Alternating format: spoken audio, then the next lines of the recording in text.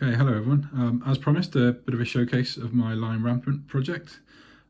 Now it's well complete for the kind of major milestone I set myself a while back. As you might notice, the units aren't full size. They've all been halved in their size, so instead of 6 or 12 models, they're 3 or 6. And I'm using communal bases, so I have everything on 80mm rounds with dice frames in the back to represent and to track the damage, so either 1 or 2, as on this, depending on if they were originally 6 or 12 kind of model units.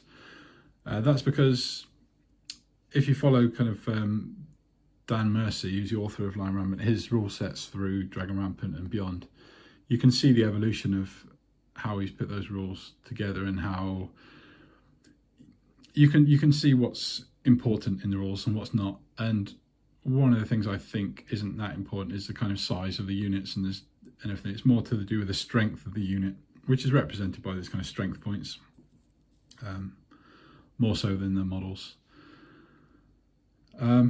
So the original goal I set myself was to get an English retinue and a French retinue as per the rule book, and I've done that here.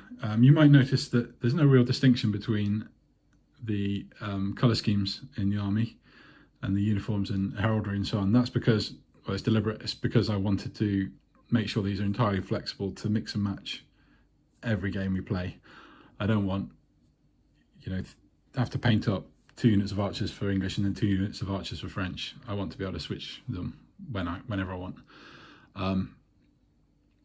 And then also I can kind of do the same were I to use this in another rule set, or Dragon Rampant, for example. I can just mix and match everything and they'll go together. How I will distinguish them during games is basically the color of the dice I'm going to use. I have some black and I have some green, and then I have white dice for combat dice. So that's how I'll separate them. So for the English here, I have 2 units of men-at-arms. So these are the kind of elite troops.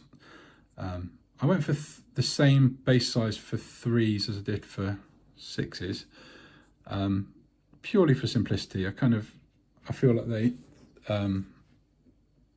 have an impact in that same kind of area and influence. So stuck with that basically. So I have, as I said, an English retinue, which is 2 units of footmen at arms, who are the kind of elites. I've shown these models before, before I'd communally based them. So there are videos on my channel for these already. And then 2 units of archers. That's the other thing to say with these bases as well. They're 80mm rounds, but they're also 3mm thick because the weight of some of these units is quite hefty. So get a bit of static grass off there. So I wanted to not only support them so there's no warping of the base, but also I was keen to avoid picking them up by the models. So I wanted to give myself enough base to be able to grip these. The other side, so that's English. The French side is foot sergeants. And I should say these are all Claymore castings models.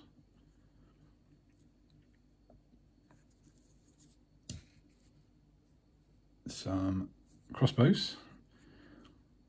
There's a little guy at the front hiding behind the pavis. So the pavis here aren't necessarily functional.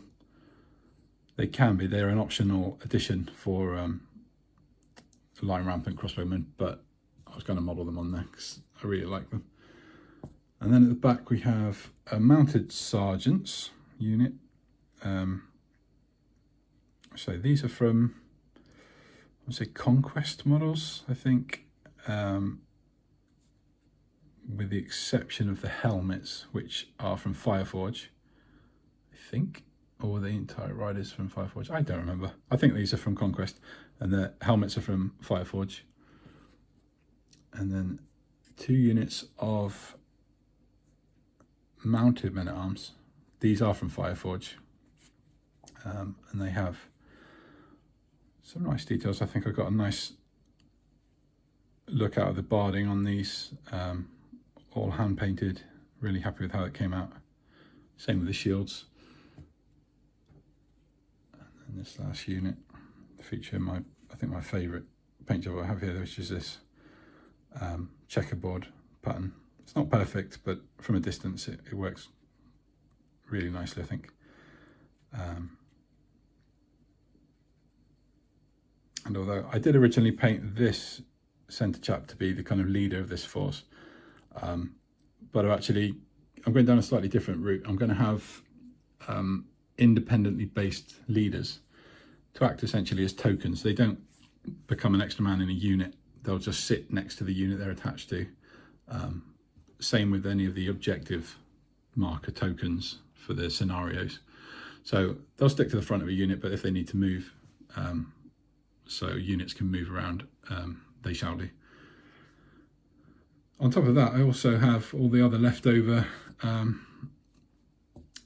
units that I painted originally and basically didn't need now that I split everything in half. So 2 more units of archers and 2 more units of footmen at arms.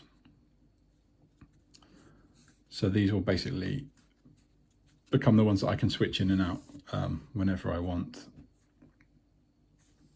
Focus. And some more archers. Okay, these are, I don't think I mentioned, but these are claymore castings. Models in the most part, apart from the ones I've already mentioned, the Fireforge and Conquest.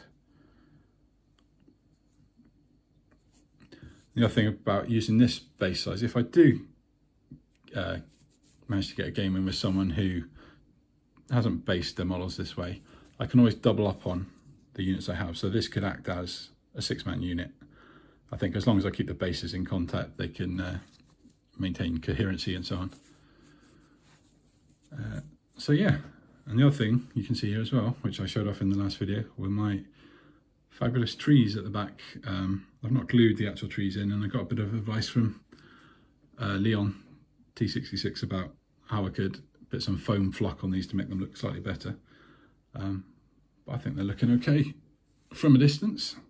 So I've added some flock into the base, some clump foliage, sorry, and they look a bit shonky and wibbly wobbly up close, but like I said, on the table they look fine.